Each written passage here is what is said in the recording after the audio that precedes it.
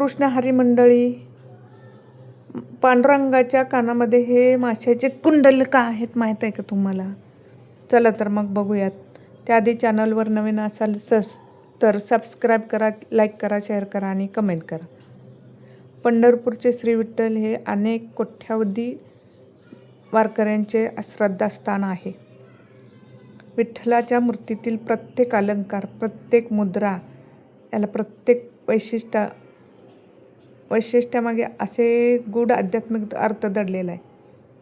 विठ्ठलाच्या कानातील माशाच्या आकाराची कुंडले म्हणजेच मत्स्यकुंडले म्हणतात त्याला, हे त्यापैकी एक वैशिष्ट्य आहे.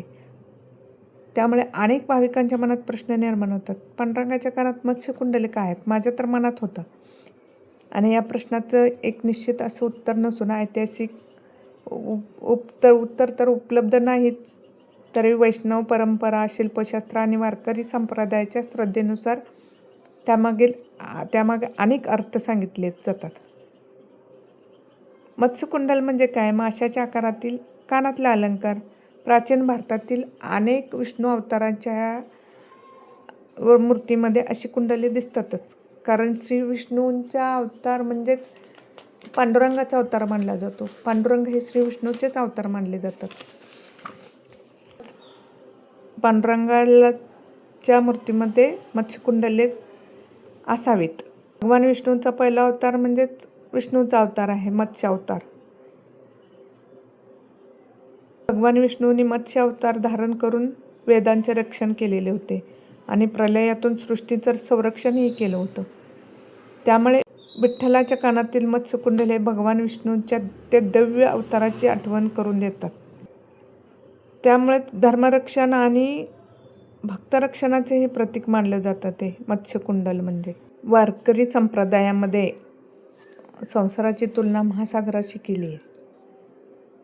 जसा माणसा पाण्यात सहज विहार करतो ना, तसा भक्तांनी श्रद्धा आणि भक्तीच्या जोरावर संसारातील संकटावर मात करावे असा त्याचा अर्थ होतो. माशाची कुंडली जणू सांगतात की भिऊ नकोस, मी तुझ्यासोबत आहे. भक्ताला संसार सागरातून पार नेणे हेच माझे कार्य आहे. रंगाच्या कानातले कुंडल हे एक शोभा नसून त्यांचा एक सुंदर भावार्थही आहे. विठ्ठल भक्ताच्या प्रत्येक हाकेला प्रतिसाद देतो. वारकरी प्रेमाने म्हणतात म्हणून विठ्ठला आपल्या भक्तांचे प्रत्येक नामस्मरण ऐकतो. आणि ते कानातले माशाची कुंडल आहेत ते भक्तांच्या भक्तिभावाचे प्रतीकही मानलं जातं. पांडुरंगाच्या कानातले मत्स्यकुंडल हे शुभत्व, समृद्धी आणि जीवन सातत्याचे प्रतीकही आहे. अनेक प्राचीन शिल्पामध्ये मत्स्य चिन्हाचा वापर मंगलतेचे प्रतीक म्हणून केला जातो. भारताच्या शिल्पशास्त्रात विष्णुमूर्तीच्या अलंकाराचे वर्णन बघा. मुकुट, श्रीवत्स, कौस्तुभमणी, वनमाला आणि मत्स्यकुंडल यासारख्या अलंकारामुळेच त्या विष्णू देवतेची ओळख होते. वारकरी संप्रदायात प्रत्येक अलंकार हा भक्तीचा संदेश देतो. विठ्ठलाच्या कानातले मत्स्यकुंडल ही भक्ताला सांगतात, भगवान भक्ताच्या हाकेला प्रतिसाद देतातच. भक्तीमुळे संसार सागर पार पडतो.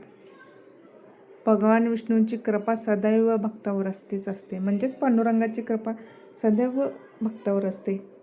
आणि नामस्मरण हेच खरे जीवनाचे रक्षण करणारे साधन आहे, असंही आहे. विठ्ठलाच्या कानातले मत्स्यकुंडल हा केवळ दागिना नाही, तर भगवान विष्णूच्या मत्स्य अवताराची आठवण करून देणारे दागिना आहे. भक्तरक्षण, संसार सुखातून मुक्ती, शुभत्व आणि भक्तावरील अपार प्रेम यांचे सुंदर प्रतीक आहे. विठ्ठलाच्या मूर्तीतील प्रत्येक अलंकार भक्ताला अध्यात्माचा एक नवीन संदेश देतात. म्हणूनच वारकरी प्रेमाने म्हणतात, युगे 28 विटेवर युवा वामांगी रुक्माई दिसे दिव्य शोभा. जय रामकृष्ण हरी माऊली. व्हिडिओ आवडल्यास लाईक करा, शेअर करा, कमेंट करा. भेटूयात पुढच्या व्हिडिओमध्ये. धन्यवाद.